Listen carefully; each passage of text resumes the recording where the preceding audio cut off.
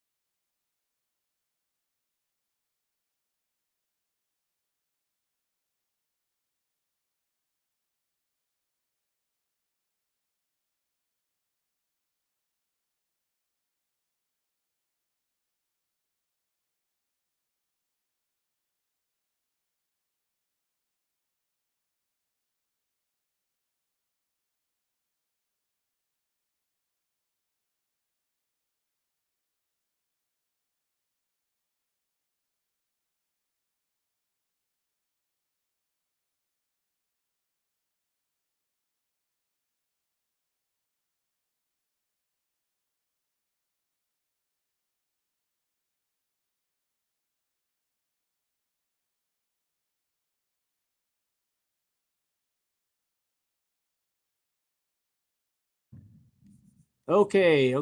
I'm back. Sorry about that. I am broadcasting today, as you can see, from a live job trailer or work trailer here, and we are in heavy action right now. In fact, if I could, if it would do you any good, I'd turn my camera around, let you guys see out what I can see out my job site window here.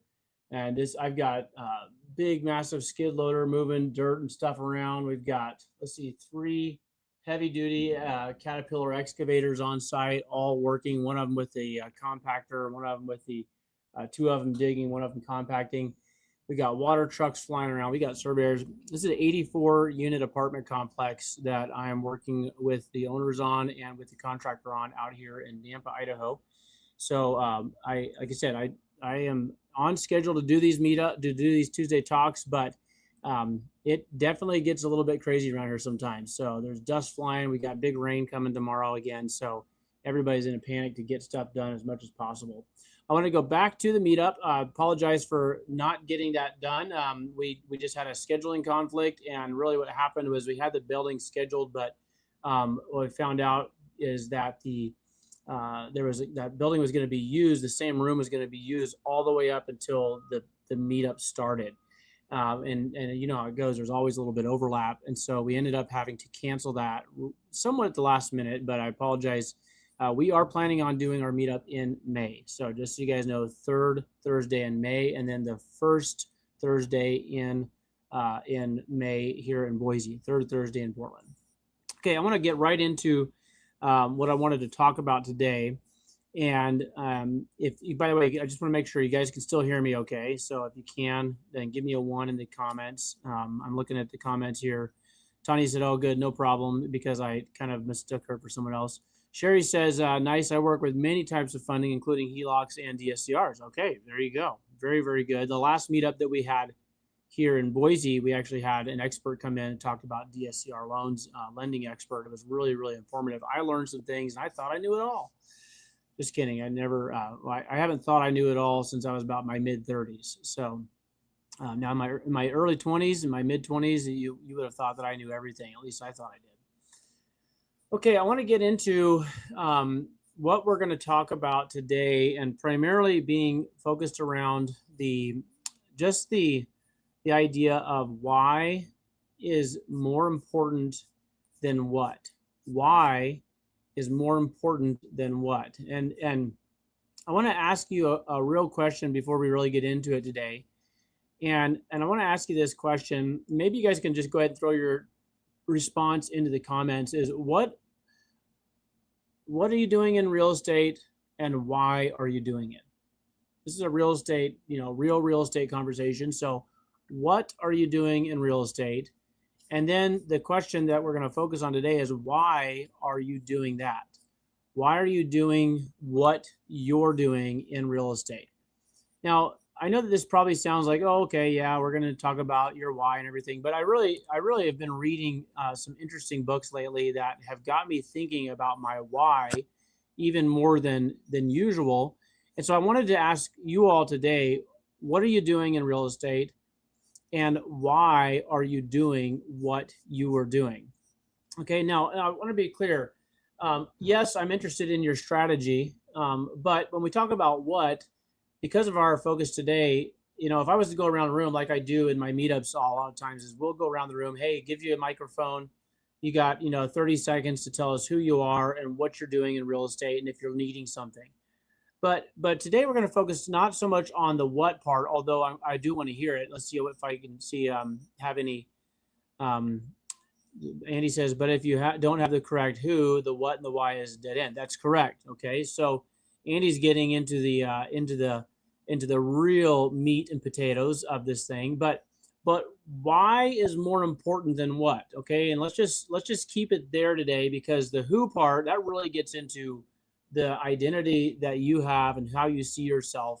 But the reason why I want to bring up this why is more important than what is because I think if we were to go around like in my meetups and we were to go around the room and say, hey, what do you do in real estate? Everybody would have I'm wholesaling, I'm lending. Sherry would say, I'm doing lending, and I can even work with HELOCs. I can work with DSCR.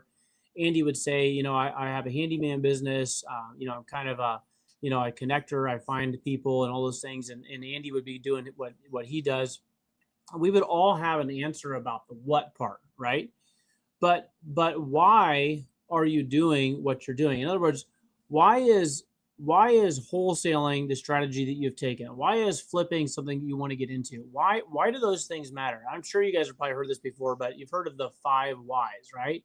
So if you want to get to the heart of an issue, just ask why, or some form of why, 5 times in a conversation and see how far it takes you. Because it's amazing how when you really start asking the why, like, why do you want to do wholesaling? Because, why do you want to do real estate? Because I saw this thing about wholesaling. It seemed like it was really exciting. I want to make some extra money. Okay, well, why do you want to make some extra money? Well, because, I just, I don't really like my job and I'm worried about the economy. Okay, well, why don't you like your job? And you really start getting down to the why. You start asking those questions. It's very interesting what kind of answers you really actually end up coming into. And really more than just talking about the what's going on internally, I want to talk about why today, because I watch a lot of people chase deals or chase strategies, and sometimes they're flipping and they're bouncing back and forth between one or the other, and they switch sometimes very quickly between one strategy and another strategy. Well, today I'm a wholesaler, tomorrow I'm flipping, I buy this, I do that. And I wonder sometimes if it's because they don't actually know why they're doing what they're doing. Okay, now, to be fair, if you're just early on in real estate, if you're just getting started, I get it. I've been through this myself. In fact, that's why I'm speaking on this today, because I have been through it myself. But I know that when I first got started in real estate, my real estate journey, many of you have heard it. I started on this journey accidentally. Although when I say that, it was probably meant to be, right? It's just, I think things work out for reasons. But when I say accidentally, I mean I wasn't looking to get into real estate investing. That was never really a thought in my mind. To be honest, I was happy being a pastor who was supporting my family, paying my bills through real estate. I mean, through construction work. So I flipped properties for other investors, although I didn't really know I was doing it at the time. I was a contractor for investors. I was a contractor for homeowners. And when I got into real estate investing, it was almost like I was forced into it by accident, because we had a house that we had worked on as the contractor. I'd done all the evening and weekend project work. You guys have probably been part of those yourself. I know Andy has. And we had gotten the project all ready to go, ready to move into just about finishing up the final touches. And a lady offered to buy it. I threw out a number. She said yes. I came home. You guys have heard me say this before. I came home and told my wife, hey, I sold the house. And so we kind of started, we had suddenly had this chunk of money. We had to figure out what to do with it. I put a down payment on a house that we bought owner finance, literally off of Craigslist.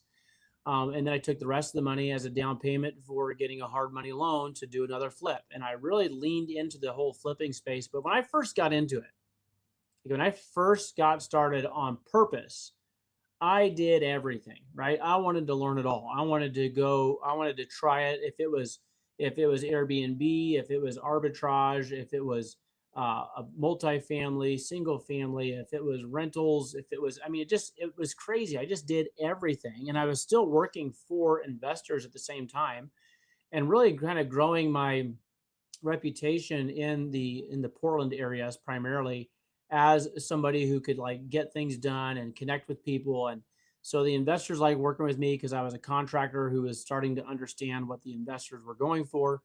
And I started finding myself do less and less work for kind of residential homeowner retail clients rather, and started doing more and more work for investors, and then really started doing more and more work for myself. And I finally came to a conclusion. I don't want to do work for investors or for retail homeowners. I want to do work for myself. Number one, it's the best customer I could work for, right? Also, and by the way, also the worst. So, it's the best and worst when you're working for yourself. When you're your own boss, you have the best and worst boss at the same time. But I say all that because I chased every deal out there. I chased every lead out there. I chased every method, every strategy. And I heard this early on a long time. Hey, what's your why? Why are you doing this? You really need to lean into this. And I never really slowed down long enough to really think about that. Other than the fact that I was curious and I wanted to learn. Okay, that was my honest answer. That was my why. Anybody else know what it's like? Whatever, you're just like, I want to learn. I just what I do this for. Yes, of course, there's the financial potential benefits. Yes, of course, there's the curiosity and the interest. But my main why right now is I'm curious and I want to learn. Anybody like that? Drop a me in the comments. That's me. Say I want to learn. I'm curious about this stuff. How does it all work? I want to learn. Now put a one there. Now I want to talk a little bit about why you're going to have to get more specific than that. Okay. So let's start off by saying most investors, myself included, build their business backwards, meaning they don't reverse engineer it, but they build it backwards. They start with the what? It's I flip houses. I'm a house flipper. I'm a wholesaler. I do rentals. You hear this all the time in these meetups, right? And then they start figuring out the how. So think about this. They say what, and they say how, and very rarely do any of them actually get there long enough to, or stay in it long enough to actually answer the why. And that's the most important part of this entire thing is at least in these three particular elements, you have to be able to answer the why before you can really dive too deep into the what and the how to do the what. Okay. So Andy says, let's look here real quick. Andy says, working for yourself, freedom to work as long as you need to. That means 12 to 18 hour days. Yeah, it's like I saw Pace Morby say, I quit my 9 to 5 so I could work 24 hours a day, 7 days a week, right? Sherry says, I am curious and always want to learn. Sherry, I know you and I we got a kindred spirit there, because I'm the same way. I love learning new stuff, and I'm just curious. I love how this stuff works. I want to know more. I got this opportunity to really, even this spot I'm in right now, to join up with a kind of an emerging company here in the Treasure Valley, commercial construction. They specialize in residential commercial stuff. So commercial residential is it's residential, it's housing, right? It's townhome developments, it's new construction for apartments, even custom homes. We're looking to start a subdivision in Middleton here not too long from now. but it's focused. So it's bigger projects, commercial, but it's focused on residential housing. Okay, so I got this opportunity and I was like, I've always wanted to really see the not just the ground up, but I've always wanted to learn the aspect of like what is the utilities and the tie-ins. I know that sounds crazy, but like I've been wanting to learn for a long time. What is the whole process that happens before you start building above ground? So I'm very familiar, very comfortable with building from above up ground up. But when it comes to development, when it comes to really bigger projects, you have to have your underground utilities and all these things in place. And I had an opportunity to work on right now two, very soon coming up, three different projects where I get to have firsthand experience working on site. I'm getting paid to do it, but I'm getting to connect with all the utility contractors and learn this and work with a very ethical company here that with the owners that I know personally and really love and connect with. So it was like, to me, it was a no brainer. It was kind of one of those things. So, but going back to this thing about building backwards. Okay. A lot of people, they figure out their what I want to do lending. I'm going to do apartments. I'm going to do commercial. I'm going to do development. And then they start focusing on the how to do that part. But it's very, very important that you understand the why is that particular strategy important to you? Why is it important to do what you do?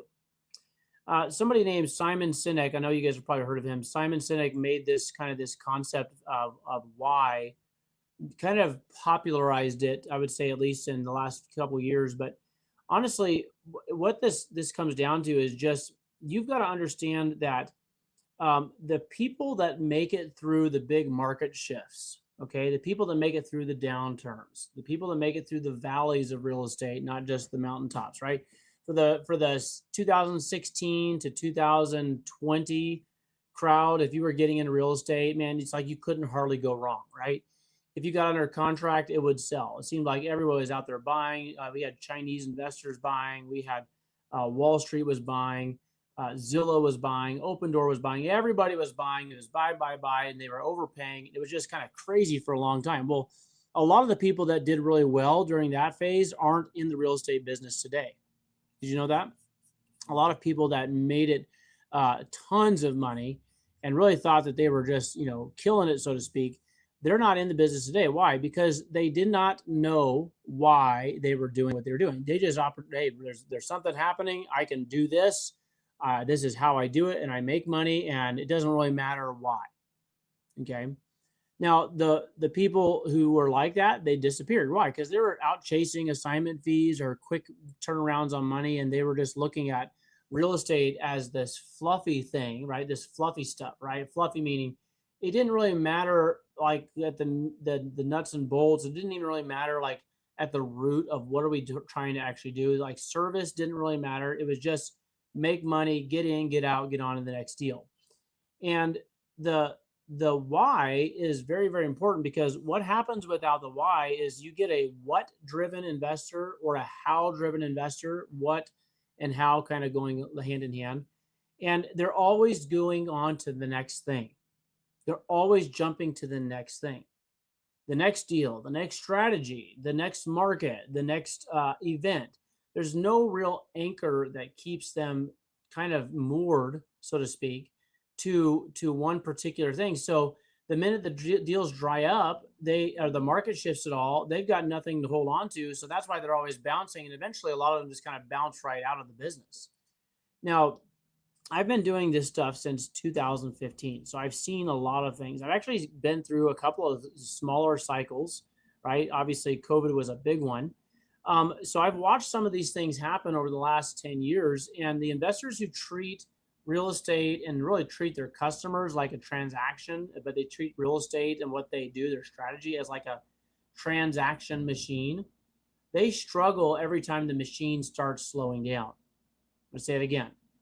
If you're treating real estate as a transactional machine, then when the cycles shift or when the market shifts and the cycles change, you're going to struggle. You're going to struggle because the machine, it slows down a little bit. And now you've got all this stuff built on the what, and you might even have a really good how figured out, but your why is what keeps you going. Okay. Your why is what drives you to figure something out when everything slows down. Okay. Your why is so important. Now, somebody say, hey, what's your why? Okay, John, what's your why? Well, I'm glad you asked. I'm going to get into that in just a minute. Let me go back and check the comments real quickly. Sherry says, by the way, you guys throw your comments in here. Let me know if this is resonating with you. Sherry says, I'm still learning how to play to my strengths. That's right. How you're equipped, how you're built, how you think is going to make a difference in this. Going back to, John, what's your why? So here's my why. Okay, I'll give you guys the truth here. There are families out there right now that are actually struggling in two particular areas, and these are the two areas that I tend to work primarily in. Okay, and it doesn't mean that I won't do a flip. In fact, I like doing flips. It doesn't mean that I won't wholesale a deal, but the two areas that I tend to really be drawn to, and the two areas that I feel like I've definitely got some strengths in, are the areas of pre-foreclosure and working with seniors. Okay, now let's take the pre-foreclosures. I don't go out there and look for these really intentionally, but I definitely try to help out whenever I can. Whenever I do get an opportunity to do one, I try to help out, and here's why. Because in 2007, I was in Pensacola, Florida. I was going to school studying for ministry. I was taking classes at night. I had 3 little babies. My wife stayed home taking care of the 3 kids. I was going to school during the night. That means I worked during the day to pay the bills, to put myself through school. And everything was going great. 2006, 2007, and then 2008 came along, and the market crashed, and everything just got turned upside down. And for me, in 2008, 2009, those are probably 2 of the hardest years that I've ever had in my life, because not only did the real estate market dry up, but because the real estate market was driving most of the construction industry, my occupation as a contractor went almost completely away overnight. And I don't know if you guys ever looked at how that all worked out, but Florida got hit super hard. Okay. And because Florida got hit so hard, I was suddenly without a work. I'm in my late 20s. I'm trying to provide, and I feel like a failure because I'm getting behind on our house payment. I'm making payments on credit cards. Then suddenly those payments are piling up, and the credit card is maxed out. And here's what I'm telling you that story for, because I know what it feels like to be getting the calls from the bank. I know what it feels like to have the sheriff come and post a notice of foreclosure pending on my front door. I know what it feels like to not want to answer the phone at all because I'm afraid of, if this is this the credit card company wanting a payment, or is this the mortgage company? I know what that feels like, and it feels terrible. And especially as someone who is, I'm someone of faith, right? I actually believe that God has a plan all the time, but during that time, especially, it was kind of hard to see that. I didn't see it. I didn't understand it. I didn't know what good could come from it. So there was also the element of doubt and a lot of fear. And so whenever I come across people who are in a similar situation, and whenever I know that they are really honestly looking for someone to help them, they're just looking for a lifeline, and they really actually will jump through the hoops of what it takes to get a foreclosure deal, tied up, and get it fixed, and just anything at all is better than an actual foreclosure and losing everything. When I'm around people like that, my wow meter, so to speak, is just like being off the charts, right? I can't just sit there and go, well, tough luck, best to you, and then just walk away. I feel like I have to try to help out. That's because my why is the fact that I've been through it myself. I came this close to being foreclosed on, and just by the grace of God and some connections that I had that I wasn't even aware of at the time, I was able to do a short sale on my property, which is still bad, but it wasn't as bad as a foreclosure. Okay, so knowing that that's how things go, and knowing what that feels like, and having been through it personally myself, and lived to tell about it, and been through it and gone on the other side, and now I'm actually in real estate full time. now I can look at it and go, oh, I know exactly what to do. But for those people stuck in those situations, they don't know what to do and they need somebody to help them. So my why, and why do you mess around with pre foreclosures? Because if I can help somebody, I want to. If I can help somebody in that situation, honestly, I feel like I have to try to help them out. Okay. Now, again, not every situation do the people want help. Not every situation can we help, but I feel like I have to at least try. Does that make sense?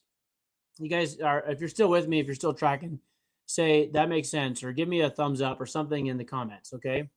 Like, does this connect with you guys? I have a very, very specific why. What is my why? Because I've been through it myself. Okay. I've been through the pre foreclosure process myself, and I want to help if I can. Okay. Now, there's another area, the strategy that I tend to focus on. And if you guys know what it is, drop a comment in the chat and let me see if you know what it is. What is the two areas that I really tend to focus on? I just told you one, pre-foreclosure, because I've been through it myself. It's just a nightmare, and I want to try to help those people. But what's my other area that I tend to focus on? I want to see if anybody knows it in the comments. Give me a chance to drink some of that coffee. What's my other area, my other strategy? Okay, Tanya says seniors. That is correct. Tanya, you win the prize today, and just for answering correctly and being the first one to answer, you're going to be getting early access to my transition position module as soon as it's done. So I know I've been saying that it's almost done, guys. It's almost done, but it really is almost done. Nancy Omachi says seniors. That's correct. Nancy, nice to have you on here today. And so, guys, the other area strategy that I use is working with seniors. That's kind of like my niche. That's the area. Now, you might ask the question, okay, John, that's the what, but why? Why do you work with seniors? Okay, so here's my why in that area. I told you my why in pre-foreclosure. I've been there, done that. It's a terrible situation. I want to try to help. Now, when I say why over in this situation, it's because I've seen that there are families that are trying to figure out what to do with their aging parent when the time comes to move into some kind of assisted living or some kind of a situation that accommodates mom and dad's health needs, mobility needs. And, mom or dad are moving into memory care. They're moving into assisted living, like the couple that I've been working with right now, actually for the last couple of weeks. And I was just with them earlier today, George and Shirley. And George and Shirley they're still mobile and they're actually still driving, but they probably shouldn't be. But the thing is George had fallen twice. Shirley had a heart attack twice in less than 3 weeks. There were a stroke for risk, and there's just a lot of things going on. And so when families are going through trying to help their loved ones, figure out what's going on in this situation, when that begins to happen, these families get completely overwhelmed, to be quite honest, completely overwhelmed. Okay. And there's so much that happens at that time, and these families are grieving. But why? Because mom and dad, the whole situation is changing. Maybe even sometimes a loved one passes away, and now the remaining widow or widower can't stay at home by themselves, and so they're grieving. There's decisions that have to be made, like right now, and these are decisions that they've never had to make before. I'm talking about the adult children. They're under pressure. There's people that they don't really fully trust or know. And they're trying to, sometimes pressure them, or now you're kind of wondering, like, am I being manipulated here? There's so many different things that are going on. And most investors that are out there, they don't really understand the dynamic of how to actually approach these people when they're in this time. If you walk into one of these situations and say, hey, I'm an investor and I'll buy your house. I'll buy your mom and dad's house. Wouldn't that be good? Well, that's really not actually the best way to approach these folks. Because why? Because that's not what they need. They don't need someone approaching them as an investor. Okay. And so I work with seniors specifically because I have seen the relief that comes to the seniors. I've seen the relief firsthand that comes from their family members. I've seen the gratitude from the people that are working in the senior professional space. And it's so it feels so good. I'll just tell you, it feels good, right? This is probably this is more selfish for me. I love working with seniors because it feels good to help people that really need the help in a big way. Okay. I walk in and I actually help the family get through this transition period. I don't approach them with a sales line. I ask genuine questions. We have real conversations, and it all leads to totally different outcomes for them and for me. Different for them in the sense that they now actually have a trusted partner that they're working with, and different for me because I have a strategy that doesn't just give me more money or just close another deal. It's not just another deal in the pipeline. It's a strategy that's meaningful to me.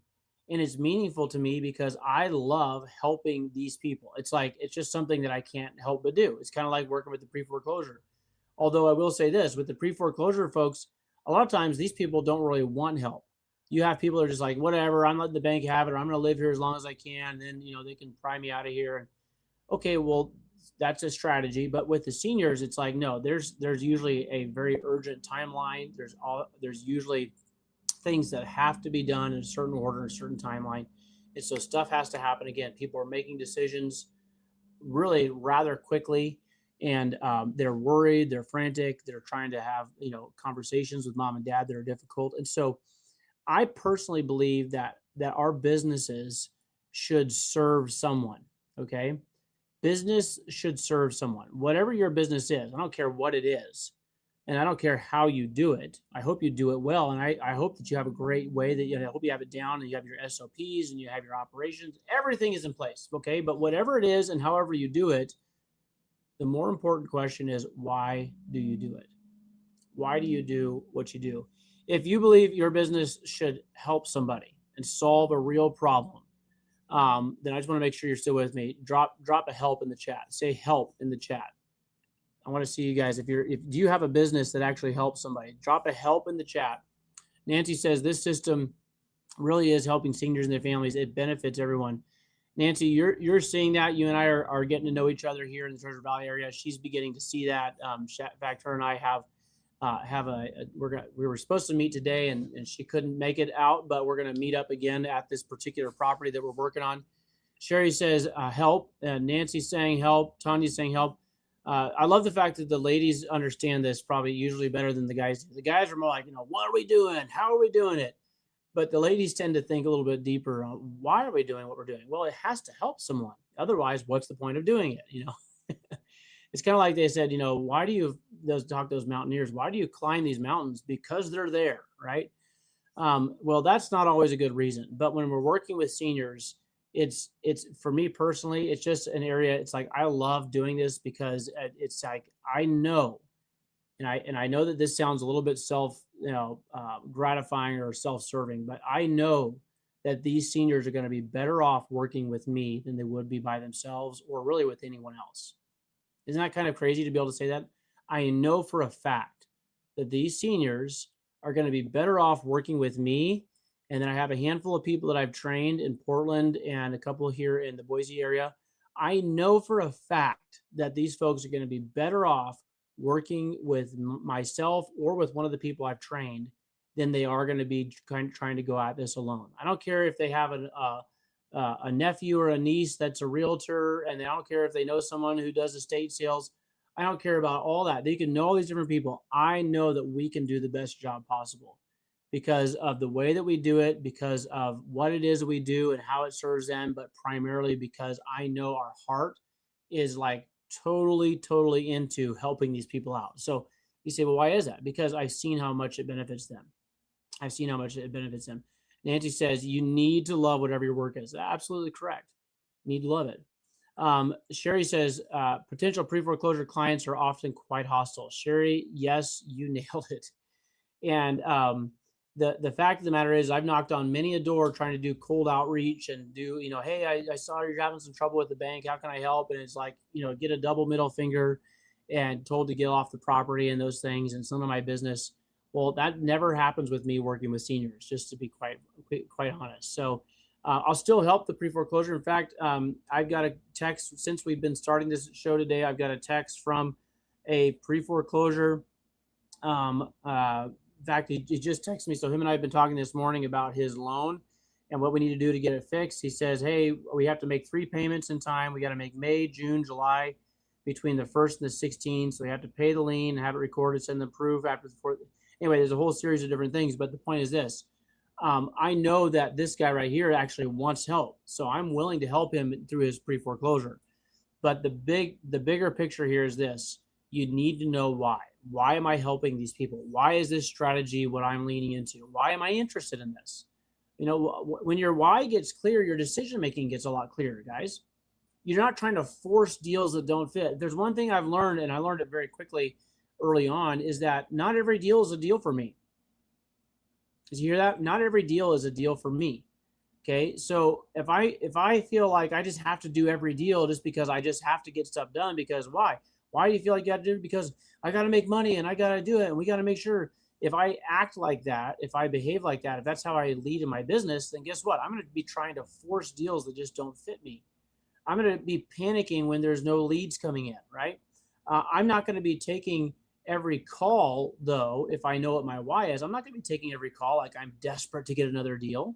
Well, I'm not desperate at all. In fact, I probably have too many, especially coming up. I'm about to launch a campaign that's going to bring in a ton of leads, a nationwide campaign working with seniors. I'm about to launch that, and it's going to be huge. I've already got the projections, and it's going to be a massive, massive campaign. But I don't need more leads. I probably need less, but I've got a team that I've been building up so we can handle more of these now. But the point is, when you know why you're doing what you're doing, then you're willing to wait for the right fit.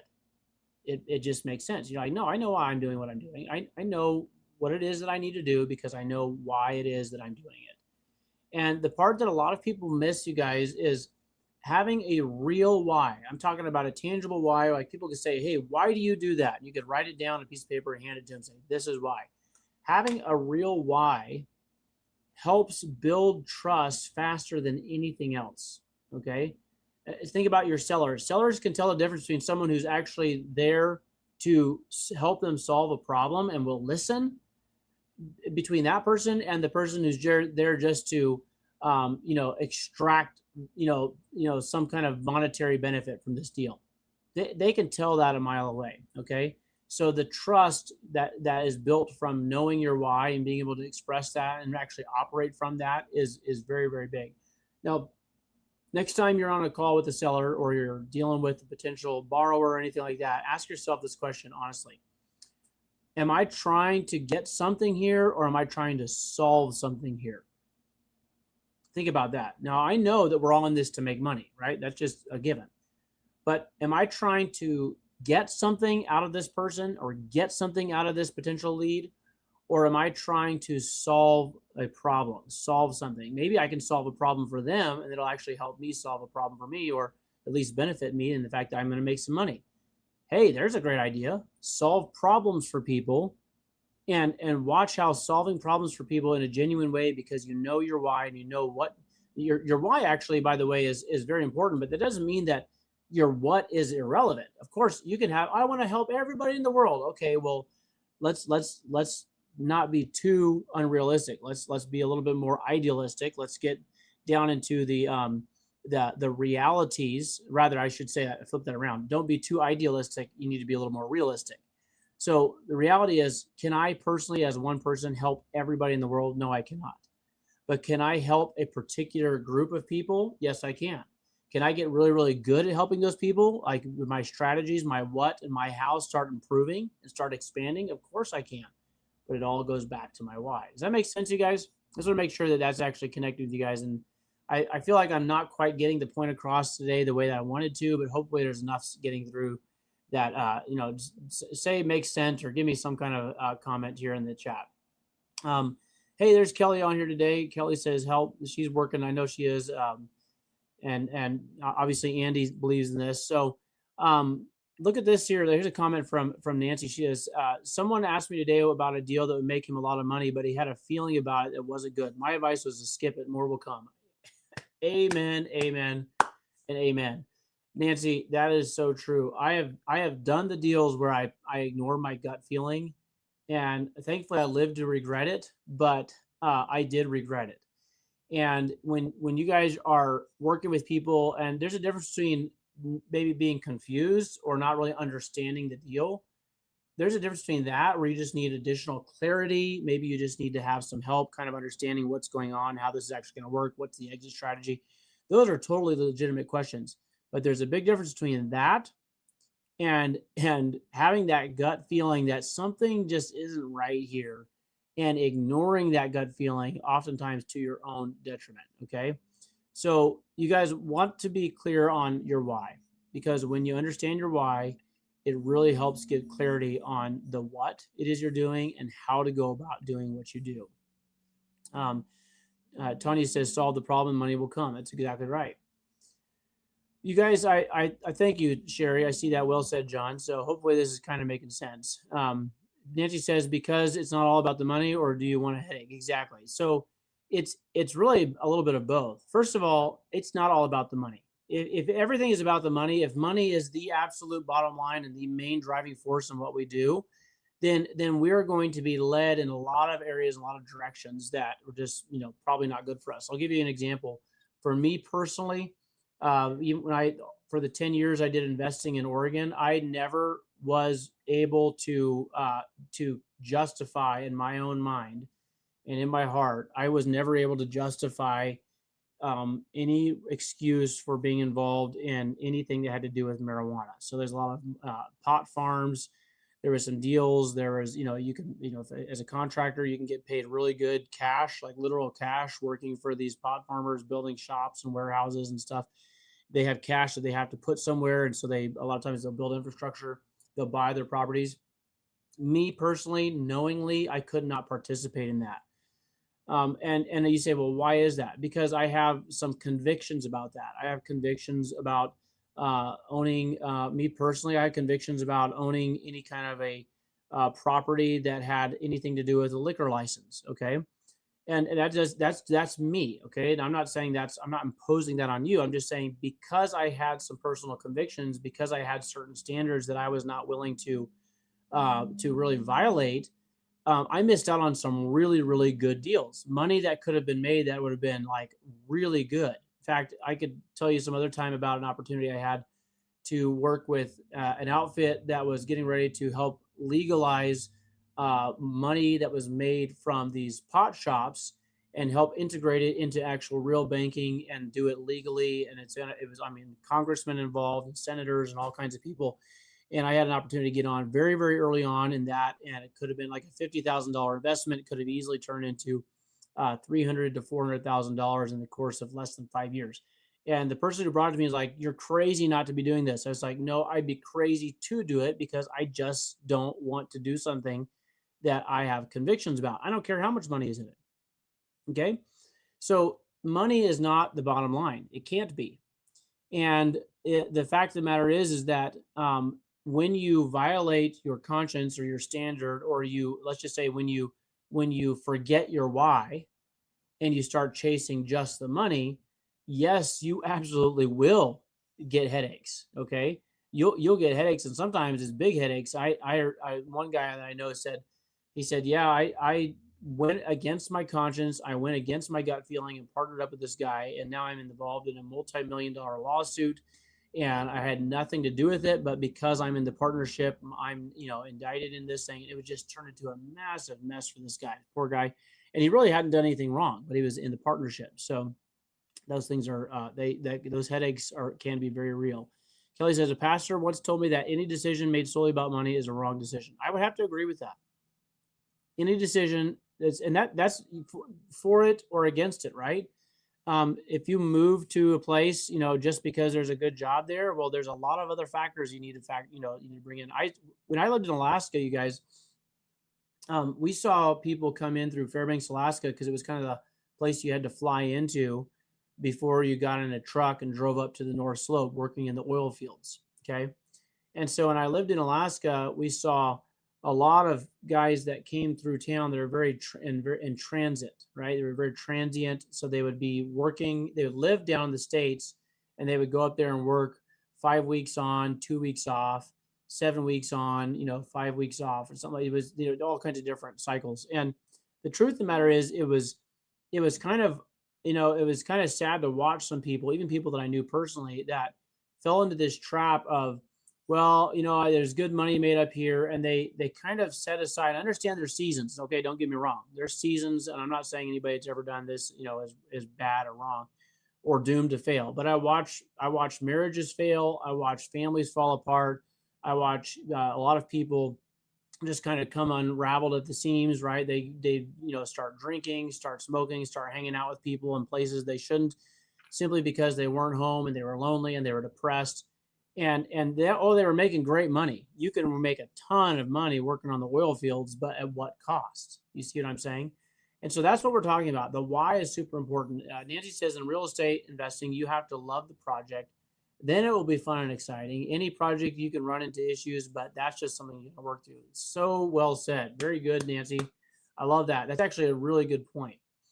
Sometimes it's not so much the project or the type or the strategy as, do I like the project?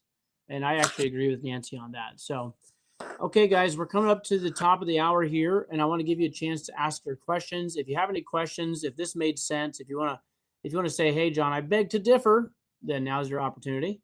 Go ahead and throw it out there. I'd love to see it. I'm going to be looking at the comments here, but start asking yourself, am I doing this just because there's money to be made at it, or am I doing it because I have compelling, motivating drive and passion about this because of the fact of, and then fill in the blank. And so you got to really look at, why am I doing this? For me personally, I love working with pre-foreclosure sellers because I like giving them something, and I like trying to solve them and keep them from going into full foreclosure. Helps them save their credit, gives them a chance of feeling of there's a chance of hope, because when you lose everything and you lose your house and you lose your job and you lose your money, and a lot of times, like the seller I'm working with now, he's lost his wife. They've been split up now because of all these things. It's very, very devastating. And so when you're in that spot of losing everything, to have somebody be able to come along and say, hey, I'm going to try to help you. I may not be able to, but one thing I can do is I can tell you I understand where you're at. Okay. And I love being able to do that. And I love working with seniors and their adult children, because there's a big, big need in that time. And I know how to solve those problems. And it feels really good doing so. Okay. So I have mentioned this before. I'm going to keep on looking back in my comments and seeing what people say. But if you are interested in a training on the senior transition niche, there's a ton of stuff that's out there for helping sellers in pre-foreclosure. Pace Morby is the best, of course, but there's all kinds of different people you can look at. I'm not going to get into doing pre-foreclosure trainings, but if you are interested in working people that are in this transitional period and understanding how I'm generating leads, why it's different than the typical motivated seller marketing tactics, and how to actually build a business around serving this particular demographic. In other words, if my why resonates with you and you say that's actually something I could make my why. If that's you at all, drop senior, say senior in the comments, senior or seniors in the comments, and I will get you on my list. I'm going to be doing a webinar very soon. Got a lot going on, but we're going to be doing a webinar very soon. We're going to be actually going through all this. So if you're interested in that, say senior or seniors in the comments, and we'll get everything lined up for you guys as soon as we have that all put together. Hey, I hope this is helpful. I enjoy doing these Tuesday talks with you all. I enjoy the interactions. Let me check the comments one more time, see what we got here. John Kimmerling said, hey, good to see you here today, John. John says, I'm doing it for the love of real estate and to build a legacy. Okay, that's good. That's good. I would say you'd have to, you might want to get a little more specific, because here's the thing. This is probably why I should just touch. This is a good, John, I'm glad you brought that up. Okay. Your love of real estate. I'll put it this way. Let me qualify my statement. Okay. Your why needs to have some relevance to the seller or the person on the other end. Okay.